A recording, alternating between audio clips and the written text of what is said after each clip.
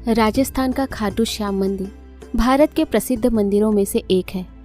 भारत के अन्य राज्यों से भी लोग यहाँ अपनी मनोकामनाएं लेकर आते हैं। श्री खाटू श्याम जी को भगवान कृष्ण का कलयुगी अवतार माना जाता है। राजस्थान के सीकर जिले में श्री खाटू श्याम जी का भव्य मंदिर स्थापित है, जहाँ दूर दूर से लोग उनके दर्शन करने आते हैं।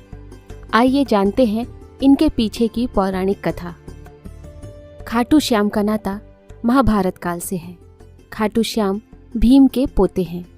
भीम और हिडिंबा के पुत्र हुए घटोत्कच और मोरवी के 3 बेटों में से सबसे बड़े बेटे का नाम हुआ बर्बरीक। बाल्यकाल से ही वे बहुत वीर और महान योद्धा थे। माँ आदिशक्ति की तपस्या कर उन्होंने उनसे त्रिलोकों को जीतने में सक्षम धनुष प्राप्त किया, साथ ही असीमित शक्तियों को भी अर्जित कर लिया।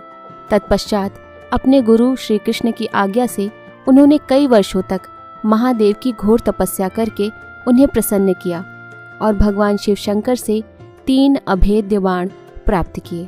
इस प्रकार 3 बाणधारी के नाम से भी ये जाने जाते हैं। जब बर्बरीक को महाभारत के युद्ध का पता चला तो उन्होंने अपना धनुष बाण उठाकर युद्ध में जाने का निर्णय लिया। वह अपने छोटे दादा अर्जुन जैसे ही धनुर्धारी थे। महाभारत के युद्ध के दौरान बर्बरीक ने अपनी माता के समक्ष इस युद्ध में जाने की इच्छा प्रकट की। जब वह युद्ध भूमि की ओर जा रहे थे तो उनकी मां ने उनसे वचन लिया कि जो पक्ष हारने लगेगा तुम उसकी तरफ से युद्ध करना, तुम हारे का सहारा बनना। मां को वचन देकर वह अपने नीले रंग के घोड़े पर सवार होकर 3 अमोद बाण और धनुष के साथ कुरुक्षेत्र की रणभूमि की ओर चल पड़े।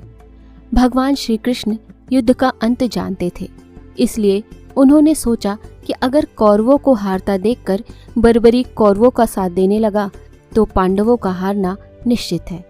तब श्री कृष्ण ने ब्राह्मण का वेश धारण करके बर्बरीक से उनका शीश दान में मांग लिया। बर्बरीक सोच में पड़ गया कि कोई ब्राह्मण मेरा शीश क्यों मांगेगा। यह सोच उन्होंने ब्राह्मण से उनके असली रूप में दर्शन की इच्छा व्यक्त की। भगवान श्री कृष्ण ने उन्हें अपने विराट रूप में दर्शन दिए। इस पर उन्होंने अपनी तलवार निकालकर श्री कृष्ण के चरणों में अपना सिर अर्पण कर दिया। श्री कृष्ण ने तेजी से उनके शीश को अपने हाथ में उठाया एवं अमृत से सींचकर अमर कर दिया। उन्होंने श्री कृष्ण से संपूर्ण युद्ध देखने की इच्छा प्रकट की, इसलिए भगवान ने उनके शीश को युद्ध भूमि के समीप ही सबसे ऊंची पहाड़ी पर सुशोभित कर दिया, जहां से बर्बरीक पूरा युद्ध देख सकते थे। युद्ध की समाप्ति के बाद सभी पांडव विजय का श्रेय अपने ऊपर लेने लगे। आखिरकार निर्णय के लिए सभी श्री कृष्ण के पास गए तो वह बोले, मैं तो स्वयं व्यस्त था, इसलिए मैं किसी का पराक्रम नहीं देख सका।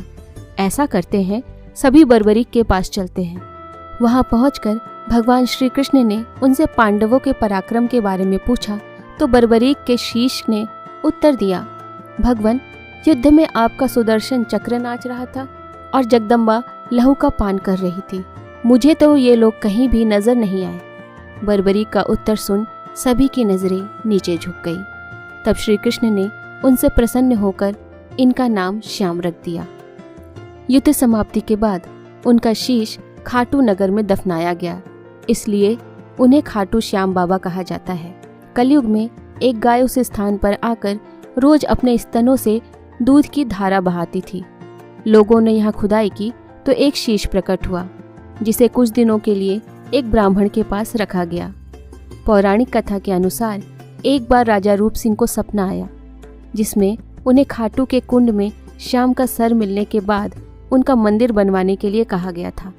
तब राजा रूप सिंह ने खाटू गांव में खाटू श्याम बाबा जी के नाम से मंदिर का निर्माण कराया, जबकि 1720 में एक मशहूर दीवान अभय सिंह ने इसका पुनर्निर्माण कराया। इस मंदिर की एक बहुत ही खास और अनोखी बात प्रचलित है। कहा जाता है कि जो भी इस मंदिर में जाता है, इसे बाबा श्याम का हर बार एक नया रूप देखने को मिलता है। कई लोगों को उनके आकार में भी बदलाव नजर आते हैं। अपनी कलाएं एवं अपनी शक्तियां प्रदान करते हुए भगवान श्री कृष्ण ने कहा था कि बर्बरीक, धरती पर तुमसे बड़ा दानी न कोई हुआ है और न कोई होगा। माँ को दिए वचन के अनुसार तुम हारने वाले का सहारा बनोगे। लोग तुम्हारे दरबार में आकर जो भी मांगेंगे उन्हें मिलेगा। यूं ही नहीं कहते, हारे का सहारा बाबा खाटू श्याम हमारा।